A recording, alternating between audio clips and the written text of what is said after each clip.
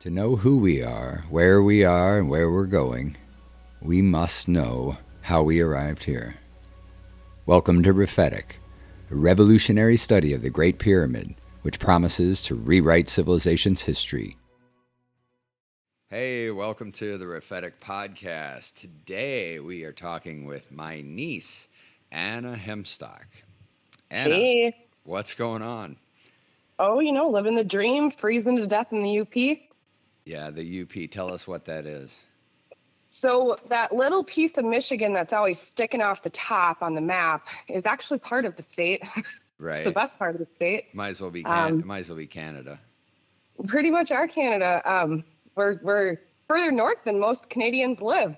But anyways, that's a fun fact for another time. But yeah, we live in the beautiful Upper Peninsula of Michigan. 300,000 people crammed up here. Yeah, Living in the woods. You mean spread out? Living in the woods, knee deep in the snow. That's crazy. What's the temperature this morning? I believe it's a brisk 22 degrees. Oh, we're having That's a a treat. heat wave, a tropical heat wave. Yeah, I love Grumpy Old Man. That's such a great two movies. And then who was talking about Fargo the other day too? You. Well, I Always. know me, Jeremy. I'd love it. So, yeah. So this is audio only, and so available. I think we're gonna put, we'll slap a static video page on Oh, our yeah. audio podcast, but the conversations with friends, family about relevant subjects and life in general. So, what? So how old are you? Shoot. Well, thinking about 31 years old this February day. Yeah. Yeah. Today's not your birthday, is it? No, Oh, I mean, okay. I would hope you realized before you sent me to work for an hour, but no, today's not my birthday. It's actually like almost my half birthday. But yeah, I'm sitting right at 31. Super excited to be getting older. Yeah, well, yeah, you're too young to realize the foolishness of your statement. Oh boy. And then so give us a little intro. Sure. Okay, so I'm 31. I live in the Upper Peninsula of Michigan with my partner, Steve. We own and operate an escape room, which is really different and interesting. Escape Marquette, right? Escape Marquette, that's right. I've been going for almost 8 years now. So lots of time to learn and adapt and grow. But yeah, it's an interesting lifestyle. We really get to do a lot of things in the great outdoors. We live a very calm day to day. I don't deal with traffic. No such thing here. Yeah, no commute past the coyotes and the Yeah. deer. Yeah. When you go somewhere, you're going somewhere at the speed of 60 miles an hour. So you can cover a lot of ground quickly. But where I live, I'm positioned to enjoy my life. That's the best way I can put it. I enjoy it because I enjoy the parts of it that a lot of people don't. Getting up, getting out the door, getting to work, all the things along the way. The beauty of living in a small town, stopping at the coffee shop, saying hey to the baristas that I know. Every ounce of my experience day in and day out it's awesome. It's fun. I like it. Yeah, and you have community, your friends. You got Big time. some family lives up there, right? Aunt Jen lives there, and Chad, and then Yeah, we do have some remaining members, but it is a popular theme to move away, as you know. Yeah, all the smart people leave. No, just kidding. Oh boy, yeah, that's nice. And then we just saw each other a couple weeks ago. That was cool. Yeah, it's not often that we get to hang out, but as it's interesting as time goes on and people move away. It's like with the technology we have now and the phones and the internet and social media, I mean, compared to our grandparents, Granny and Grumpy say, it's just the relationship you can have with people. There's just no boundaries really. Yeah, and With most of them were physical. yeah, connectivity like all the time. You can text whenever you want, all day long. Well, I think it's super important. Or FaceTime video and whatever. And despite all the knocking, I like Facebook. I like being able to see pictures and updates and know what people are doing, you know? Like Yeah, I enjoy it too. what did we used to do in the past? You would, you would get a weekly or one couple of times a month a phone call and try to describe what's going on. Like Or you get, the email chains, the joke chains, the yeah. Remember the early email days of oh yeah. everybody sending memes and videos and like, I was actually just thinking about how Grumpy would have loved meme life. oh Like he God, was such the guy that would send you just ridiculous stuff, like almost like I shouldn't open this while I'm at school kind of thing. yeah. It's like But everybody's got a little cartoonist in them. yeah, for sure. And the sarcasm and irony and all the rest of it. Yeah, well, isn't that the point of life, man? Just laugh at everything somehow, I guess.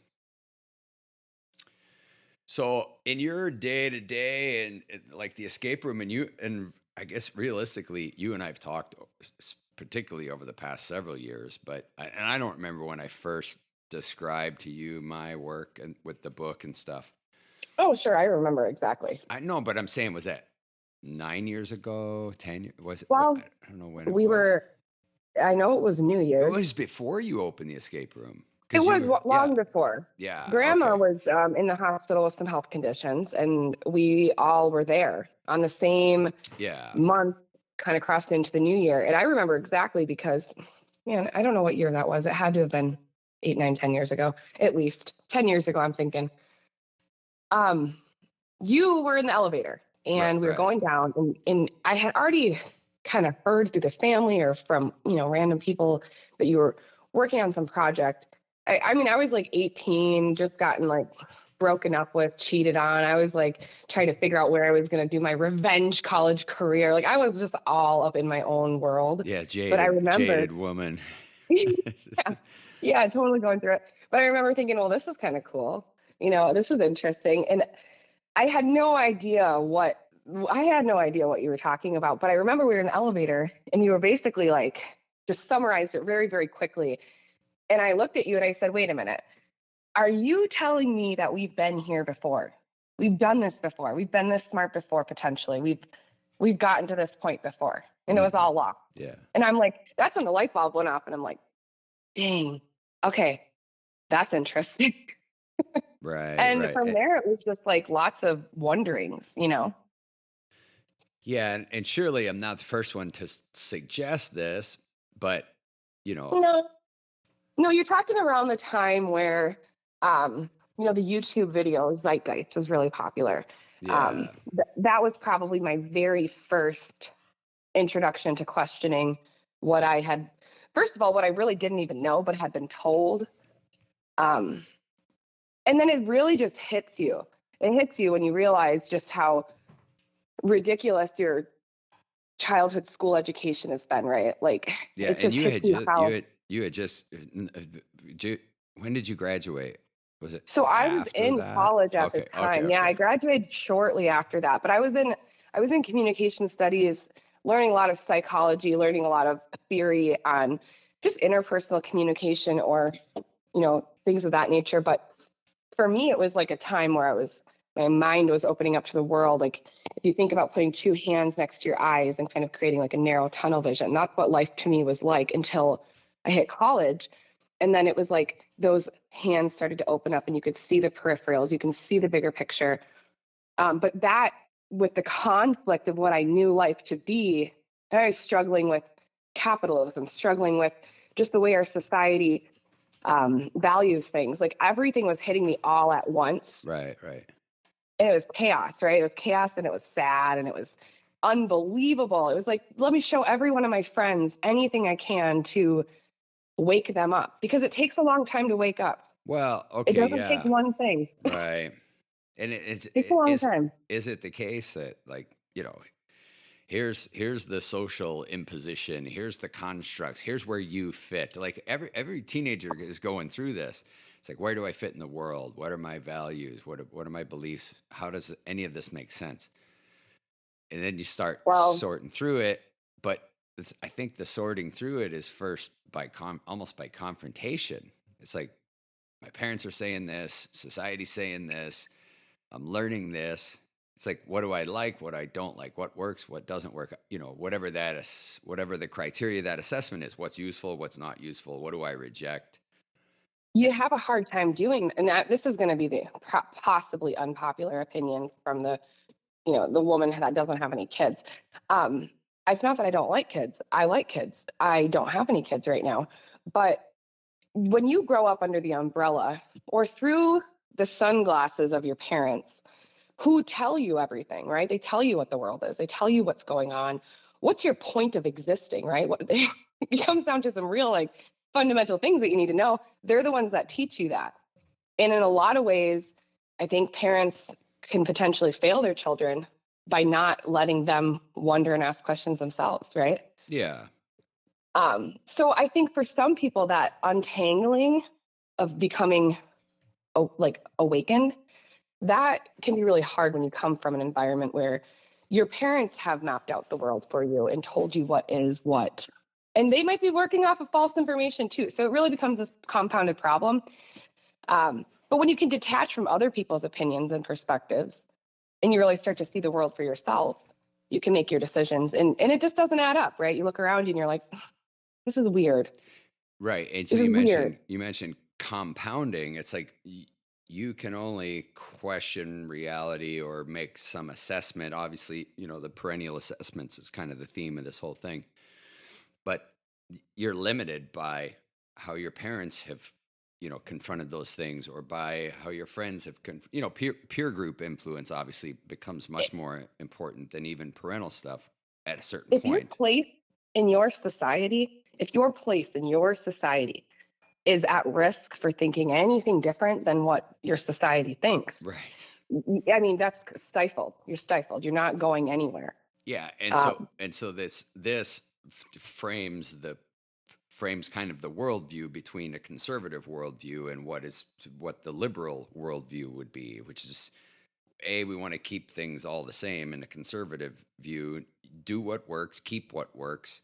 And that becomes authoritative and somewhat of an imposition. And then the liberal perspective is, wait, why are we cutting the ends off of this meatloaf? It's like, well, my grandma did it. Why can we make spaghetti a different way? Not while mom's still alive. You can't. so, and But so, that's so true. I mean, imagine the implications of a child.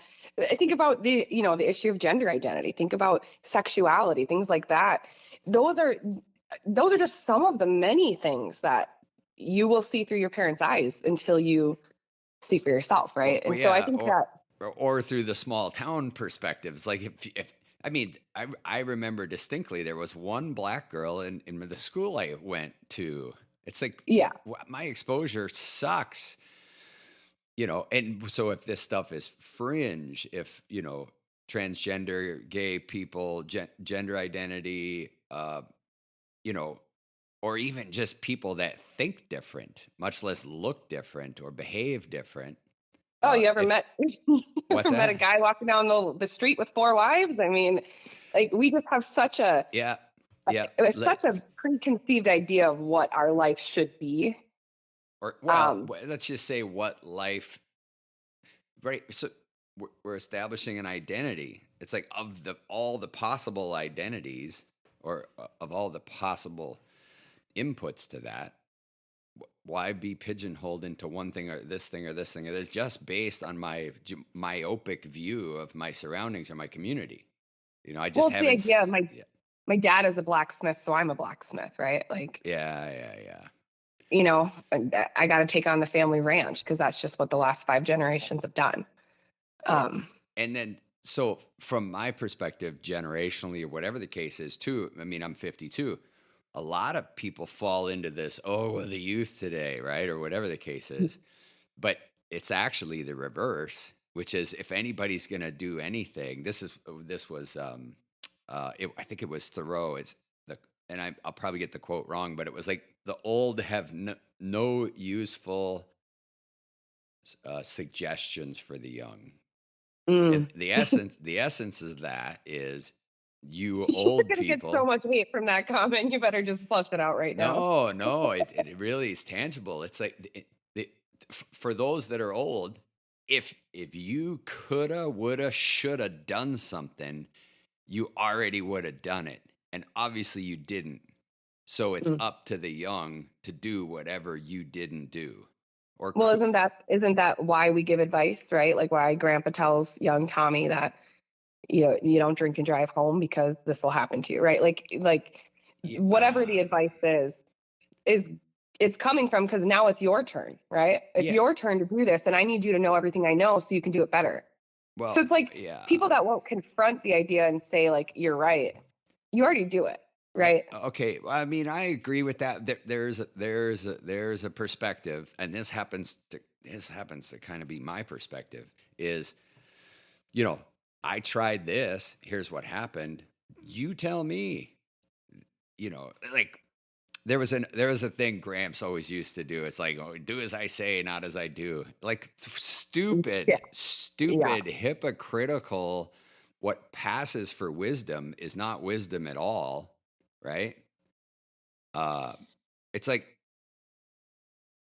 here's what I did. Here's how I tried things. Here's how I failed. Here's how I succeeded. You try some stuff and let me know how it works out. I mean, that's really how this epistemology works, mm, right? There's no yeah, commandments from on high, and the old telling the young their wise opinions and suggestions. I just think a lot of that's bullshit. yeah. I think about the questioning kid, and as a kid, I was always like, nobody ever wanted to go to bat with me on a conversation. Like, I want to know stuff, right? Like, You're the, why wait, can't you're I that stay up you're past that 9? kid. Physiologically, why can I not stay up past 9? Or how about this one? Practice makes perfect. Well, what the hell does that mean? Oh, you mean muscle memory? You mean that if you do the same, move 250 times this month, you will master it? Like, what did that mean to me? Nothing, because it was like, just practice makes perfect, or you go to sleep because, you need to go to school tomorrow. It's like, for me, it was like things need to be explained. And so right away at a young age, you start questioning every adult around you. Like, Yeah, and so well, what is that? What is that?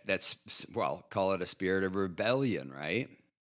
well, for me, it was I think I know more than you guys, or maybe I don't know more than you guys, but you guys definitely don't know the answer, and you're pretending like you do. Yeah, yeah. Todd and oh, there's Frosty. Hey, Frost. Frosty's barking. So, Todd and I talked about that the other day. It's like, the grown-ups, they just don't want to admit it. They just don't want to say, hey, man, I don't know. Yeah, I think those are probably the most three freeing words in the human experience. I don't know. sure. Let's find out together. So, for sure. So that rebellion spirit, you grow up with that. You take that into college. You take that out into the world. What did you tell me about the constructs? What do you accept? What do you don't accept? Obviously, you're of the breeder age, for the Sure. last 12, 14 years or whatever, and you have not bred. So Yeah, why are yeah. you such a rebel? Well, so when you grow up, you see everyone the way they live around you, and you take measure of that. And then for me, it was like, who do I want to be like, or what are the things that people have that I don't have, my Yeah, family doesn't have, that yeah, I want what, to yeah, do? modeling. Who are the For models sure. around? Sure. Yeah. Well, and for me, it was definitely when your authority is no longer your parents for whatever reason. Maybe you turned 18, maybe you finally went off to college, got your first job, whatever it is. For me, it is like the minute your parents are no longer your authority, and that happened to me at a very young age, um, you start to question the authority construct in general. And so for me, it was like very aware growing up in, you know, the early 2000s. It was very much cringe when I think of it about it now, but growing up in that culture, the patriarchal structure, everything marketed to me as a teenager was to sexualize women, right? And back then, things were just not okay still. You still had a lot of pushback in society for things like, homosexual relationships, interracial marriages, things like that. How about the concept of marriage at all, right? Like, you have to get married. to me, that was just, all of it was just so bizarre. And I started kind of taking an assessment of what this authority structure was in life, right down to like government, right? Why the hell are we structured this way, to run this way? You just start questioning everything. And you start realizing that, man, the society is just not good. It's not good for people. It's not good for men or women. It's not good for the people. And you start to wonder why. And you start just connecting all these dots. So for me, that's kind of what my journey was for a long time. And it was difficult trying to figure out where to fit in. Right. But I don't have kids because for me, I was told at that age, we were programmed as young teenagers that getting pregnant is like, so this goes hand in hand with like the internet revolution. Like as the internet came to fruition and became really popular, so did like this marketing to kids about, nicotine, drugs, pregnancy. It was like this fear mongering culture where if you got pregnant, your life was over, man. Over. Like say goodbye to college, say goodbye to everything. Right. So that really like freaked me out. And I also remember thinking, well, darn, my parents at my age by now, when I'm like, 23, 24, 25, already had a couple of these kids. Right. And life was so difficult. So for me, it was like, no way, I can wait. And with the advancement of medical technology and things like birth control, that makes it really easy. I always wondered why people always were like, oh, I don't know how I got pregnant. It's like, well, shit. I mean, you should use really good birth control. Like, I don't know. It just worked out for me. Yeah. But not having kids provided me a lot of flexibility. For me, college, I could get through. I didn't have a crying baby. And some of my friends did. And none of those friends went to college. None of them. Right. So college was my escape because I needed to learn how to learn. And in that process, I started to recognize what inputs were creating what outputs. And getting married young, having a kid too young, all that stuff to me was just not going to be an option.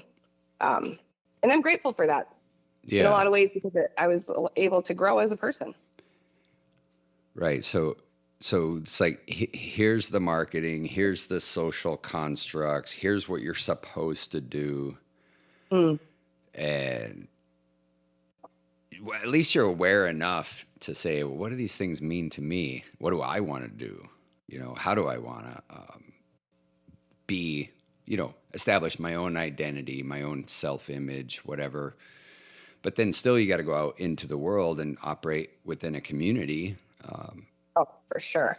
And as you become more opinionated about what's going on around you, it almost becomes more isolating because you start to realize that the things that you think about or the things that interest you are not the conversations your friends are necessarily having. Well, right. Time to switch friends, right? So right. Both you're saying the impositions, but then through that comes the liberty when you find your own tribe and you identify with other people who are the same way, right?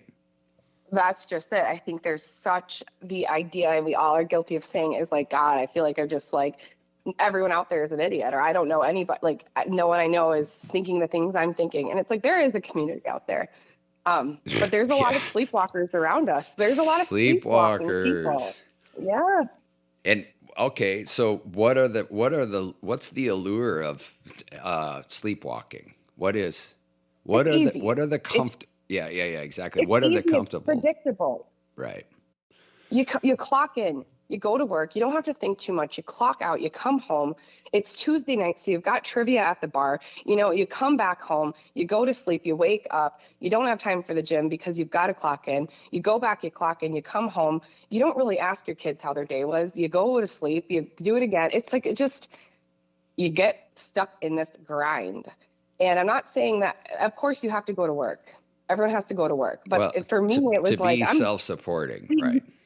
But I'm adding up the hours in the day, looking at the studies, going, how much sleep do you need? Looking at the 4-year-olds, the 5-year-olds, the 6-year-olds coming home from school. Like, none of this adds up, right? Who's taking care of the kids? Who's giving you enough time to have an impact on your kids? I mean, you have your kids for 4 hours before they go to bed. Right. So it's just, I'm starting to look at it and going, dang, we're a machine.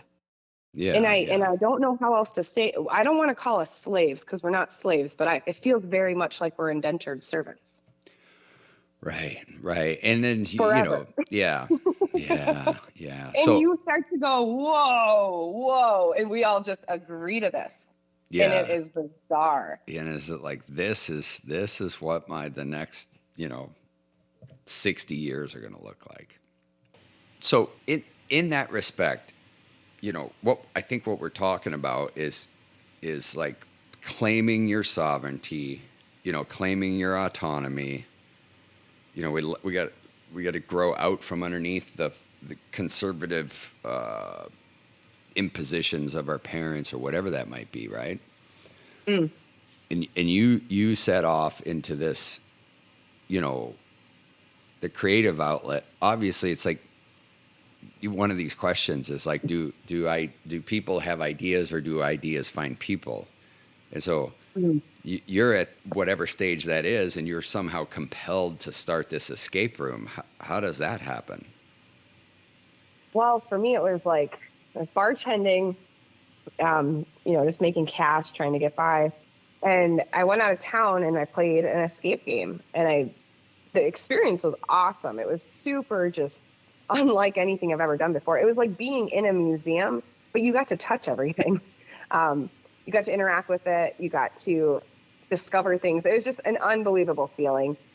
So many things, deep in that experience that were like, this is something that's got to be replicated. And at the time, it was a brand new industry. These were not common. When we opened in 2016, we were like one of 400 in the country. So Yeah, there was no guidebook. right. So as a participant, you're just super stimulated by this game idea, right? Yeah. And It in leaves you but in the with, tactile first person form versus like the virtual, video game experience. it was like living in the movie or in the game. Right. Just total out of body experience, like in disbelief that this is a thing. Like there's just nothing like your first escape room. It's Yeah, it's like very cool. It's like you mean we're supposed to play? We're supposed to Oh, play and have fun? for sure. Yeah. There's so much in that. The whole thing is just really awesome. But for me, it was like, okay, I got to learn how to open a business. A, what the hell does that mean? B, I have to create a product. And by create, I mean, there's several elements. You've got physical, the build out, you've got the visual, the artistry, you've got electronics. I mean, there's just so many parts of the moving system, and you're trying to learn at the same time, from zero sources. It's all self-learning, right? Yeah, and a product worthy of people paying a premium price for, right?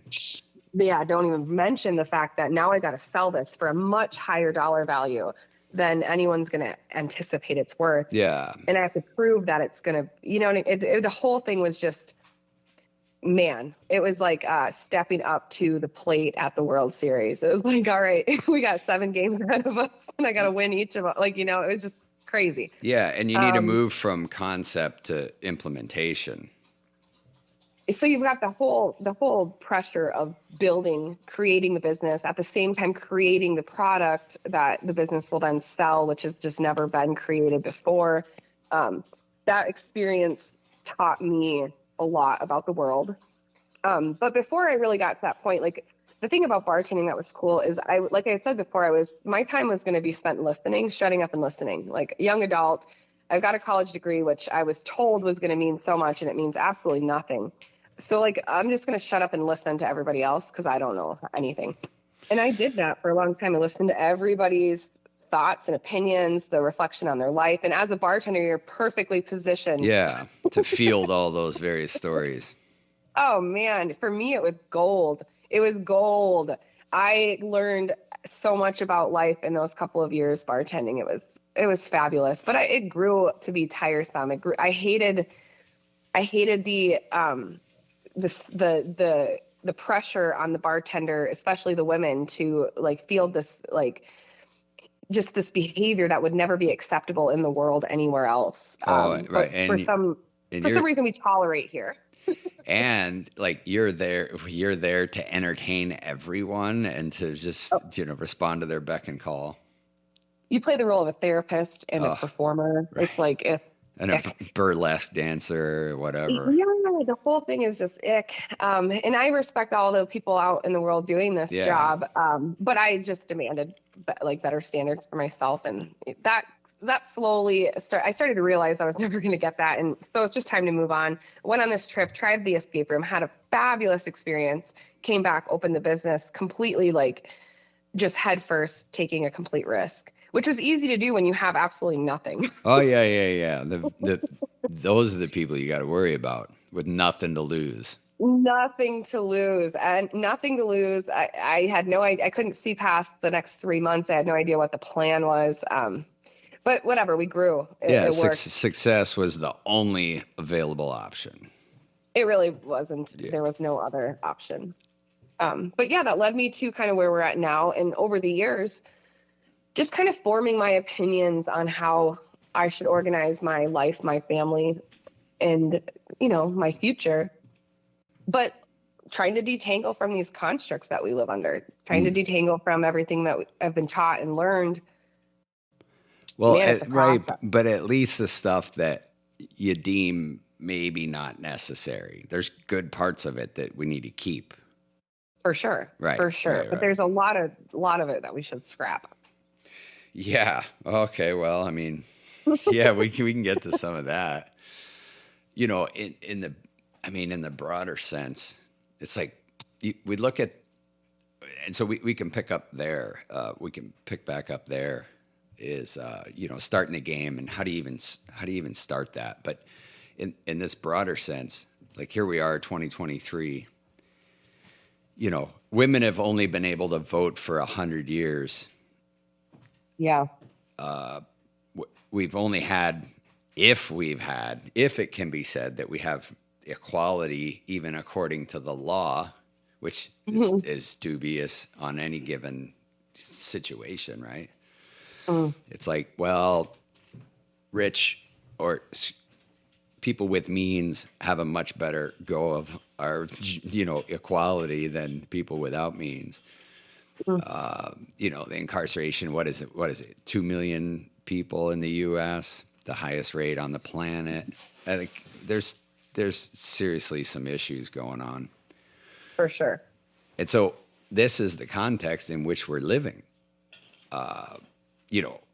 The advent of drone wars, the advent of the internet, the nuclear age, dissolution of, let's say, marriage constructs, things like this, marriage failures. Meanwhile, you got a certain group or a certain proportion of the population clinging to what seem like these false start narratives, And so it's always a challenging time, but I seem to marvel that we learn so slowly, but yet we're so brilliant and adaptive. But try to change some of that stuff, even in your own life, right? It's like, well, I keep doing this thing. Well, it hurts when I play the piano. Well, just stop playing the piano, man. Right? It doesn't, it's not that complicated, right? Like if I have a dog that wants to escape the backyard, the quickest way to keep it around is to distract it, right? I'm going to play with him over here. I'm going to feed him a treat over here. I'm going to put his favorite toys here. Like, You're talking, I don't want him to leave. Yeah, you're going to blue pill the dog. Yeah, right? Like the master, the man behind the curtain, the one who can distract, right? Right. So like I am the great Oz.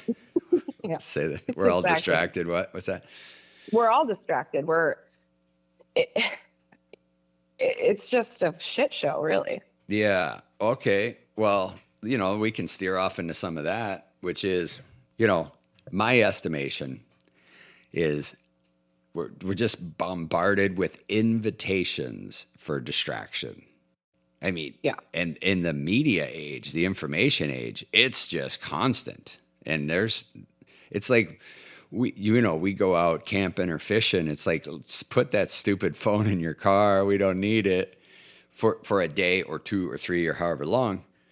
But it's like the number of invitations for my attention is just astounding. And and we're not that good. And like the Social Dilemma documentary or whatever, we're not that good at parsing through. Hey, my attention was just stolen for 2 hours. We don't stand a chance against intelligent computers, right? Like Well, algorithms. and the We team don't of stand a people chance. behind it, right? Well, Yeah. exactly.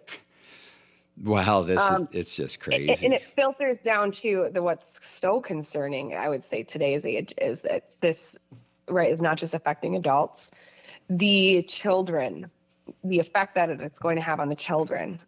My age group was the last one to grow up without it. Everyone since then has had it in their hands.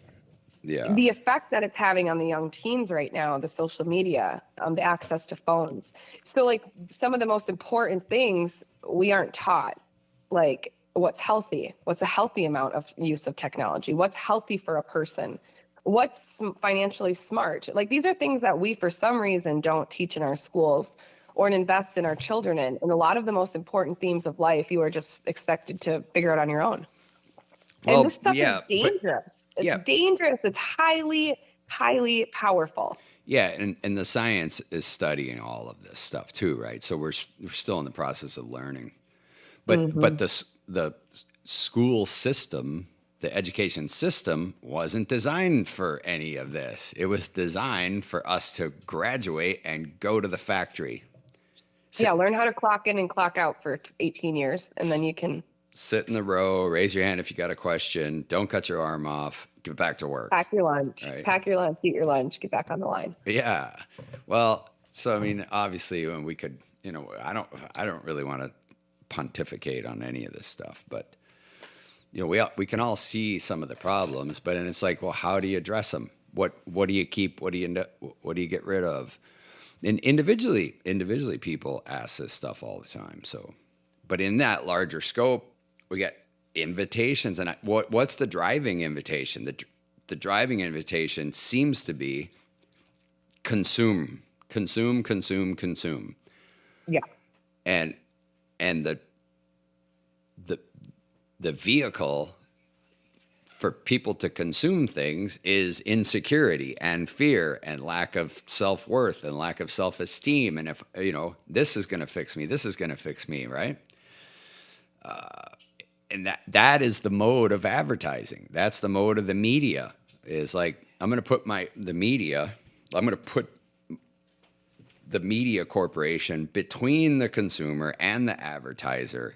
Now, the advertiser has one objective, which is make the consumer insecure and fearful so that they buy their shit. And the Yeah. media in the middle, this is, I think, where the sinister part comes in, especially like legacy media. And obviously, we're discarding that as even a trusted source for anything. But the sinister part is they are mere, my friend Joan was on TV. She was an anchor in Miami along the time when the "if it bleeds, it leads" trend started. Okay.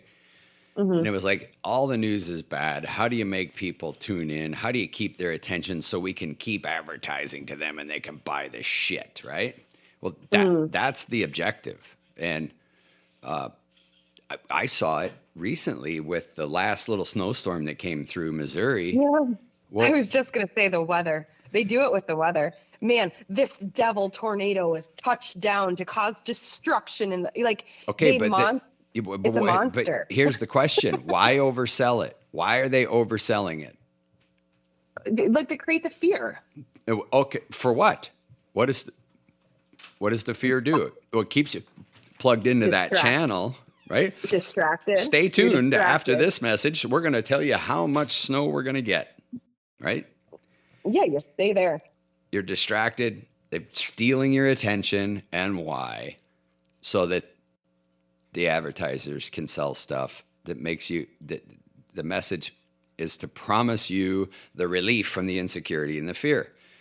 And so, Side note, if you're listening to this wherever and whatever time you're listening to this, there's a great episode of Black Mirror on Netflix. If Netflix is even still a company by the time you're listening to this, uh-oh. it's a great, there's an episode specifically about this. Everyone should watch it. Yeah. And so we're all seeing it, we're all knowing it, and I think the wise among us are changing our behavior a little. But still, it's like, well, I mean, let me, for me, it was like around the time of my divorce, I had sculpted this self-image meticulously, right? I mean, I was in ball and chain, and it was like my marriage was falling apart. I couldn't live up to whatever I had committed to doing. But then the parts that really hurt were was like undoing this crafted self-image that I had. It was like, I'm super dad, I'm super earner. I like nice things. Who doesn't like nice things? And meanwhile, throughout this entire thing, we have to recognize we're the 1% of the globe. Like, the wealth in this country is so astounding that the average standard of living is like light years ahead of the other 99% of the globe, right? But meanwhile, I'm pounding on my chair because, maybe I'm 10 pounds overweight, or, I need a butt lift. I want to inject this Botox into my wrinkles in my forehead. Are you kidding me? Like, look at the gold-plated problems, man. And it's just, for myself, I always need to check. It's like, am I just pounding on my high chair as the 1% of the globe, But the transformation was, none of this stuff is going to fulfill me, right? The materialism, the work, promotion, success.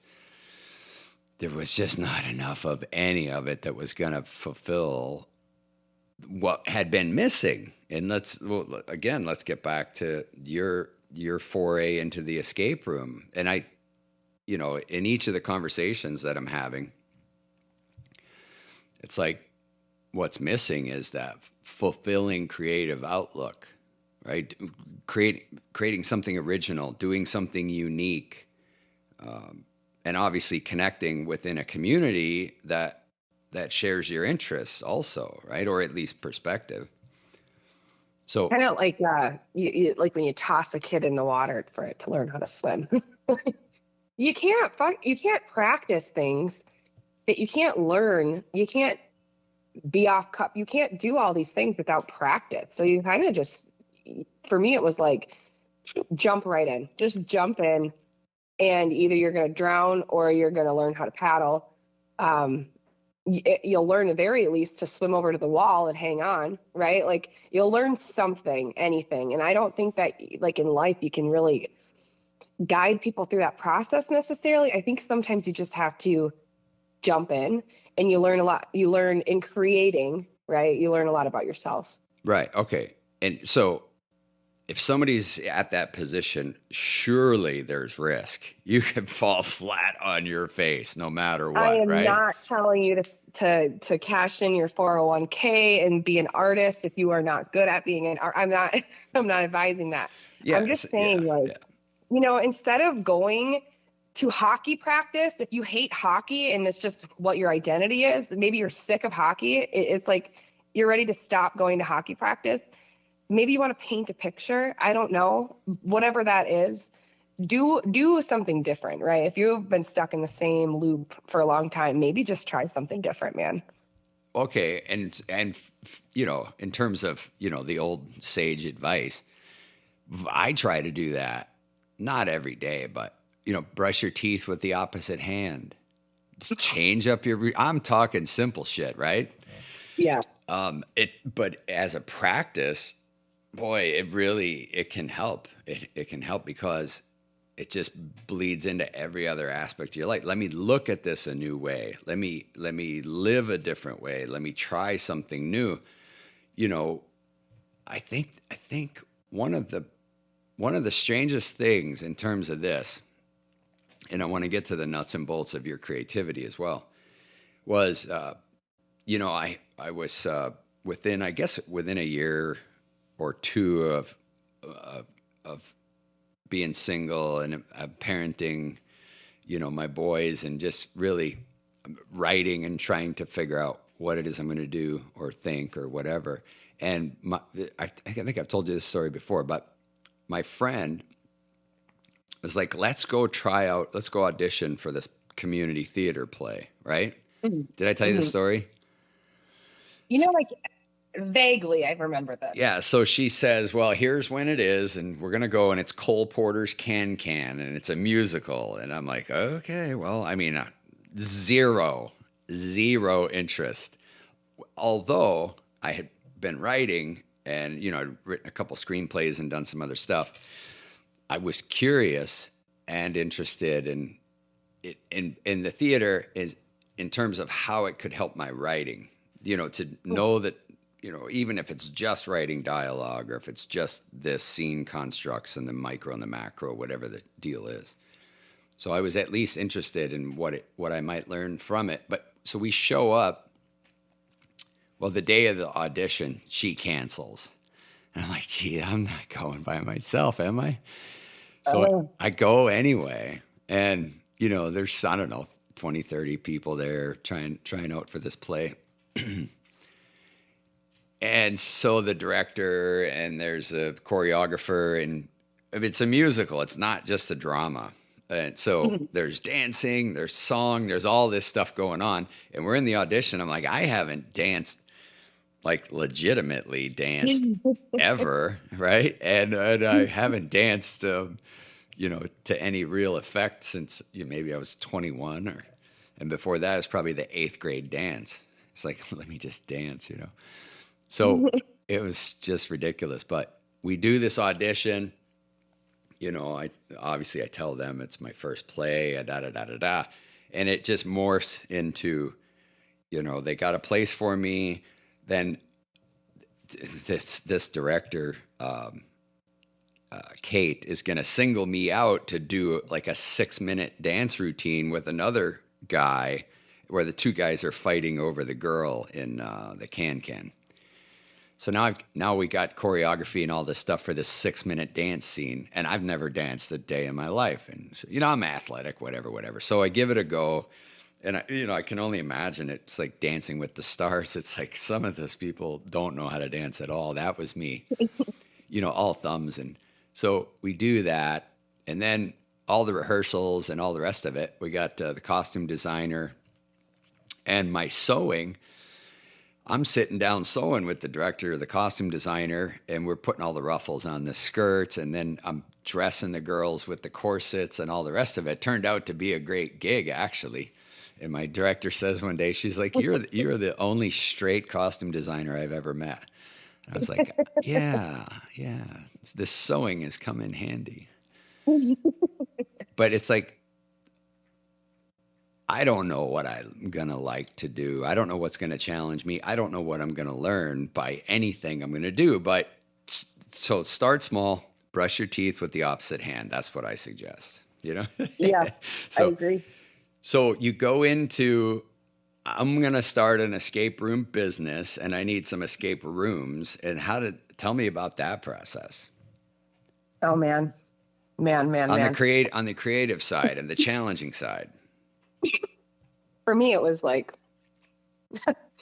I have nothing, no money to throw at this, nothing, right? So it's like, what do I have access to? And I think this is a really important part of this journey, because many people that have come to me asking me how they can open their own business or do things, whatever, it's like, the first question is, I don't know where I'm going to get the money.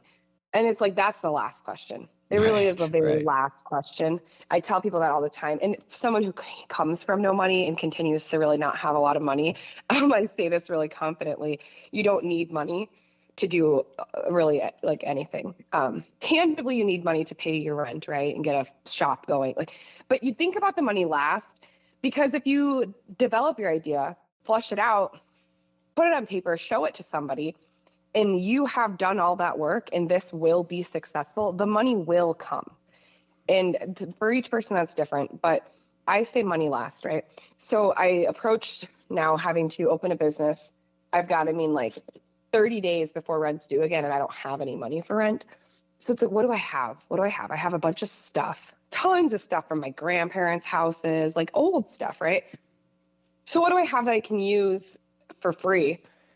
Lots of phone calls to friends. Hey, do you have a dresser? I need to create something that is free. It needs to look like my grandma's house because a lot of it's coming from my grandma's house. And before I knew it, it's like, I'm creating a 1960s room. I'm not even by choice, just by default. Right. The doilies really did it for me. That's what it was like. It was like, oh my gosh, this is like a 60s house. And then immediately I'm like, what happened in the 60s? That's cool. JFK, that whole thing, Marilyn Monroe. And I'm like, okay, I need a target audience.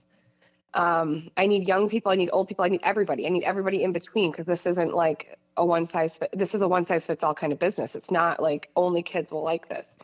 So I'm like, okay, 1963 will appeal to all the adults. All the old people will love it, right? They'll love it. They love getting to walk into a back in time room. So that was like the first thing I did, was start to take an inventory of things I had access to. And then the other room that I created was out of my like college furniture, pink and purple stuff. At this point, I'd moved in with my boyfriend. He wasn't really going to have a lot of that pink and purple stuff. Right. So it went into my room and it became, where's Anna? And it's like, okay, this is my room. Something happened to me. You have to figure out what happened. Look through all my stuff. It was just like, but I couldn't believe I was even doing this. Yeah, and what were those two first rooms? Did they have It was names? Where's Anna in 1963. Oh, geez. Okay. Mm-hmm. Yeah. And then so the third room I built I was like, okay, I've got more junk that I can spray paint black, right? I've got like so many random things. One thing in particular, and I believe this is really why the room came out to be the infected kind of dungeon Walking Dead type of room before Walking Dead was even out. Maybe I'll have to fact check that. We had this like workout piece. Like it was like the back plate to like a workout machine. And I'm like, that kind of looks like it was, if it was like nailed to the wall, it'd be like a torture, hoist. I'm like, this could be like a dungeon. Like this could be like a post-apocalypse dungeon. Outside is like zombie apocalypse. You cannot go out there, but you have to find the cure in here. And it was like, okay, I can spray paint this whole room black, turn off the lights, compensate for all of the lack of real design and construction ability I had, and turn it more into a haunted house theme. So like in that process, I learned different angles to run each game. And I knew a little bit about the process from each game.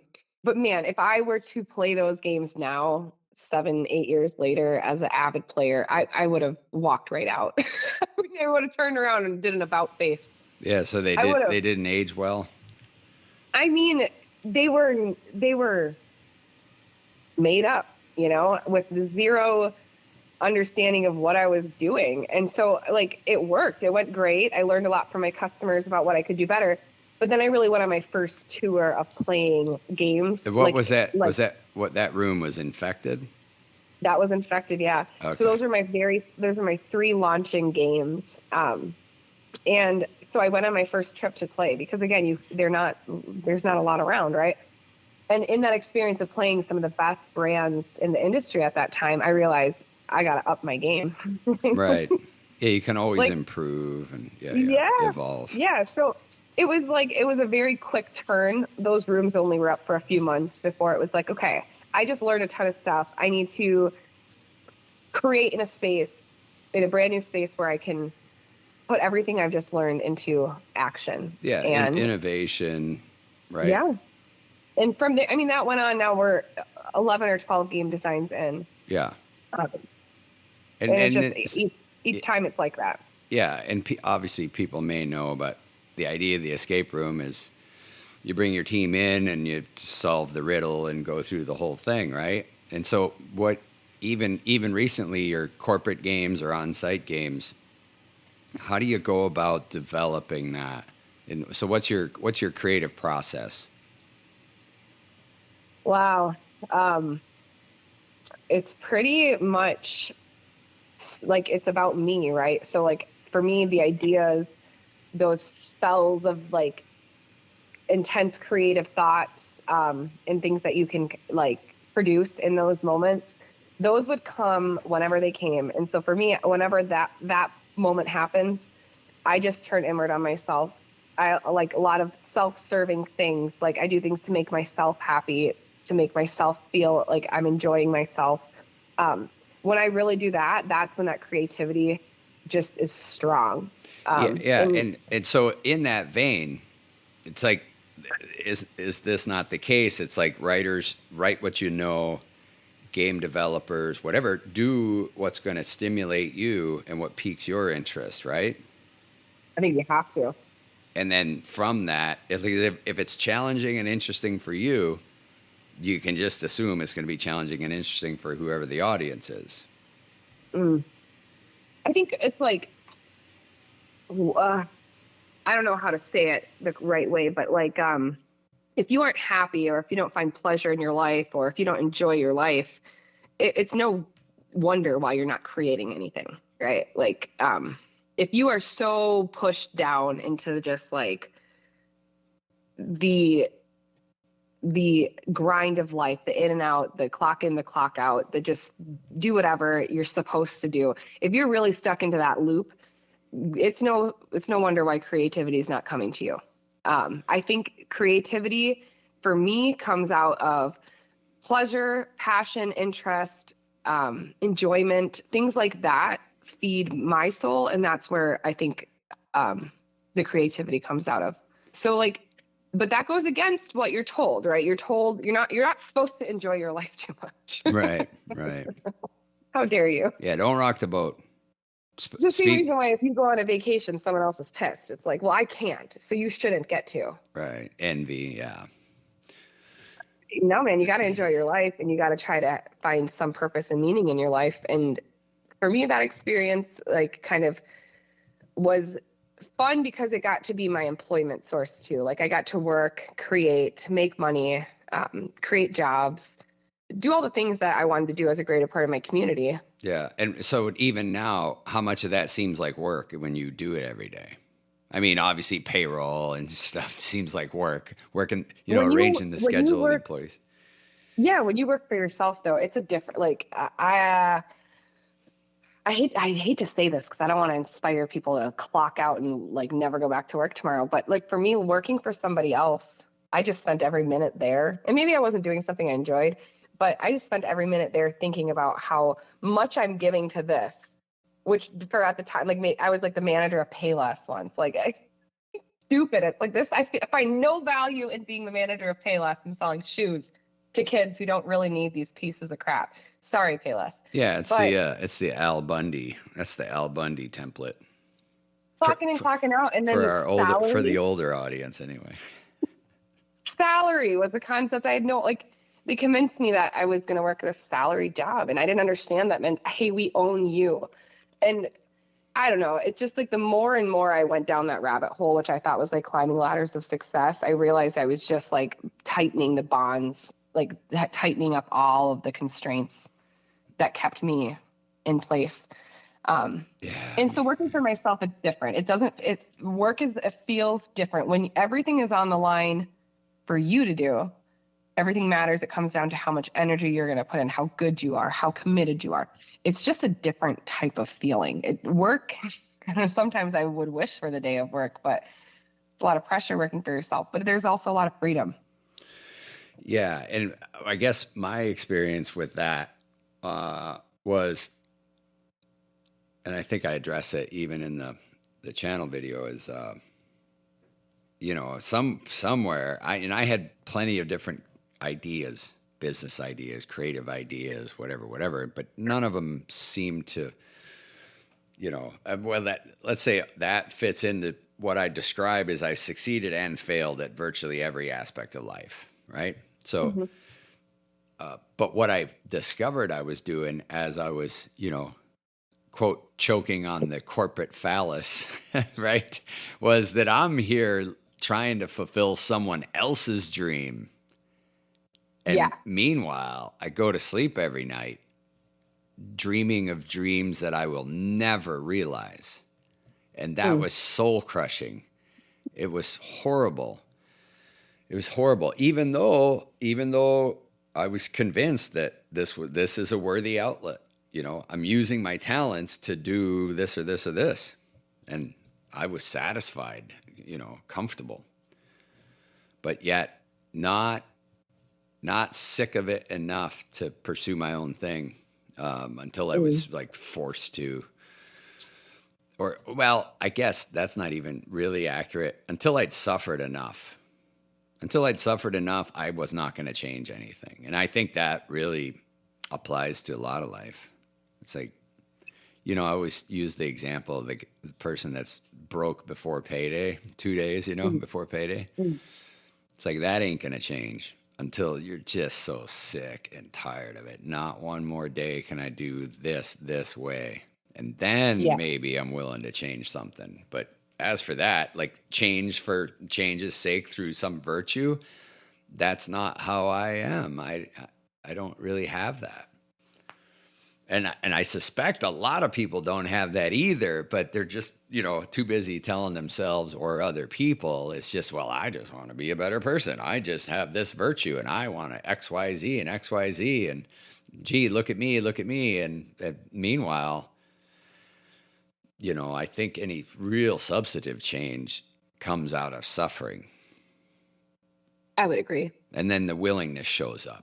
You know, it's like, okay, I guess I'm going to do something different because that really sucks. So you know, and again, it's not a panacea, and obviously, but we're not talking about, hey, do this, don't do that. That's not what we're talking about. We're talking about, here's what I've seen even recently, currently. It's like if I go in and do 4 or 5 hours of upholstery work, or I'm working on a particular car, whatever the case is, and I got to get out of there. I have to go plug into stuff that I want to do for me. And obviously it's been the book writing and the research or whatever. But for people that are fulfilling the boss's dream, it's like, what about their creativity? What about their dreams and their projects? Well, I would urge people to at least be doing something towards those. If it's at night, if it's in the garage, like you're saying, hawk all this stuff together and make a room so you can launch the business, you know?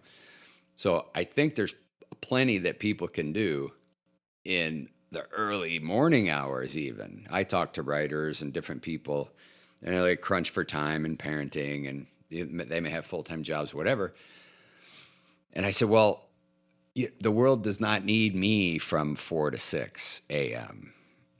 There's nothing going on. Nobody's texted me. There's nothing I need to do in those early morning hours. And so if I have something I really want to do, then it'll wake my ass up early and I can do it before I have to go meet some obligatory job requirement or whatever. So what do you think about that? Well, I think that process is definitely, well, people always say, like, I don't have time to do anything. Well, when you get home from work, you got 5 hours before you need to go to bed. So you do have some time to do something, albeit it might be healthier to do other things in that time. But, like, you know, for some people, you got to grind. And I hate that word, by the way. But you do, though. I mean, okay, fine. We can use a different word. You have to. No, use that one. I just, you know. There isn't another word anyways. Yeah. Sorry. Okay. Decided. That's the only one.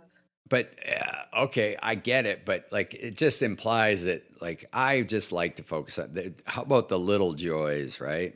You know, conversation with a coworker, or, you know, you take a nice little walk on your lunch hour or something like that. I mean, there's joys to be had. See, you dream of writing a book, right? Like a novel, whatever. Can we not talk about that? I'm just saying. So you come home and you can't write a whole book in a day, but you can write, you can journal for 15 minutes a day. Yeah, you could write a chapter, and it's different. Your book's different. I'm talking about. No, I know. I get it. You're Colleen Hoover, whatever. Like, you're Stephen King. You got to punch out something. Just like, but how do you do that if that's not your your job every day, right? Like, how do you continue to grow your own passions and interests and projects while you're working for somebody else? You can't just say, well, I can't. Yeah, well, no, you can. A lot of people do. I mean, we've all watched people pass away, and I've sat bedside at my mom and my dad's passing, and a lot of people die with the ideas and their projects and their hopes and dreams still in them that they didn't do. And like, that's a tragedy, man. That is a tragedy.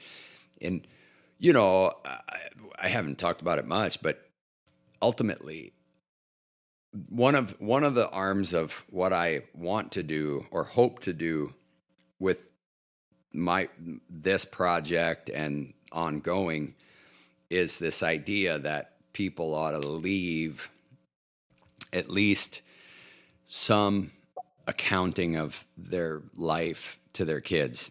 Write it down, whether it's 100 pages, 50 pages, 500 pages, is like, write down some small autobiographical piece so that you can outline your thoughts, who you are, what you did, what you didn't do, what you wanted to do or couldn't do, or whatever, the whole thing, as much as you can. Write it down, share it, so that at least you have something to leave your kids or other family members, even if nobody ever reads it, man. That the audience does not matter whatsoever. And so I think that's a super important thing. And you mentioned journaling. And like, we have a poverty of what was given us by my parents, your dad's parents, and our grandparents. Like, there's a poverty of inner thoughts, I think, because they didn't write it down. They didn't give us any of it, right? Yeah. So I hope to both avoid that myself, but I think it'd be really good to, to the extent that we can, is kind of maybe foster some environment for autobiographical pieces. And to that extent, and I think I told you about my journaling, didn't I? But, roughly, I mean, I try to journal every day. It helps me, but, for posterity of this 14-year project, and I don't know, I probably have 1,200, 1,500 pages of journaling just during the time I've been working on this thing. And hundreds and hundreds of emails to myself on the day when something happened, or when ideas, came, or explanations happened, or whatever. I just fire myself off an email. So I literally have a chronology of most of the, critical ideas and when they happen, that kind of thing. So, but I realize not everybody is doing that, or maybe doesn't see the importance in doing that. But I think everybody should do that for their kids, Yeah. Because it more specifically, my mom died and Jen and I were there, or whatever. It's like we had a lot of, there's a lot of history there.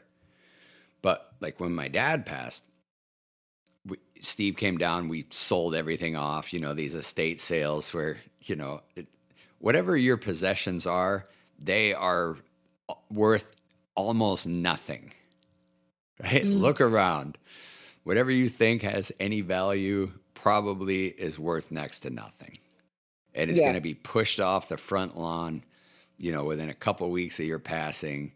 And we're going to just shuffle junk from one person to the next. And the story, did I tell you the story about the day of his wake and stuff? Well, this was really cool. And I've shared this story a lot, but Steve and I arrived there. My dad had passed, and we're there in the house and whatever. And I'm like, I'm going to give his eulogy. And I think Steve spoke also. But I'm like, what am I going to talk about? Like, how do I? And I've eulogized a couple other people as well. And it's really interesting to do. And I was like, what? So I go through his house, and I walk into this attic room. It was painted blue, this blue attic room. And I walk in there, and there's sunshine kind of spraying through one of the windows. And the whole room is empty except for this chair. There's an easel, and there's a small table with a bunch of paints and stuff on it. You know, just like everybody of my generation kind of grew up with some exposure to Bob Ross. And my dad was no different. But here's this room and these paints and this easel and this chair. And on the easel is a blank white canvas. And so since his cancer diagnosis, he started doing a bunch of everything that he wanted to do. And he had arranged all of this stuff to paint, but there it was, this blank white canvas. And so I picked, it was just horrible, but such a lesson. So I took that easel and that blank white canvas, and I marched it over to the funeral home, and I set it between the podium and his casket, and I eulogized him and just implored people to do your thing today. Don't wait 1 second, because he knew, you know, he was expiring and he wanted to do this thing and he didn't do it. And the world is worse off for you not doing your thing, man. And so that happened that day. And, you know, that's really kind of, that sentiment has really kind of driven this whole, you know, my last, I don't know, 16, 17 years, something like that. No, man, I think that's definitely, that's powerful. That's the lesson for sure. Yeah, well, I hope it was. Woulda, coulda, shoulda. Yeah, right. It certainly was for me.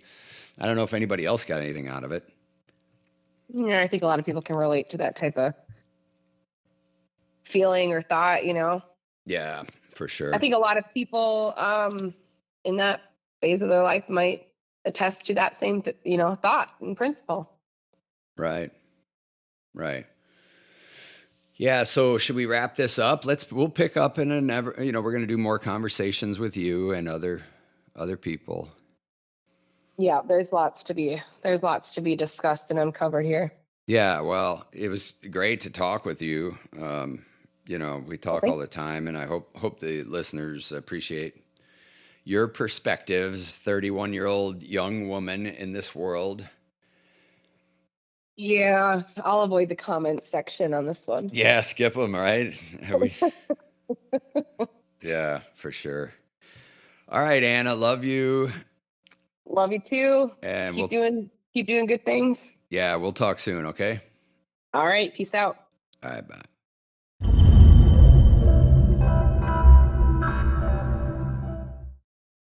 To know who we are, and where we're going, we must know how we arrived here.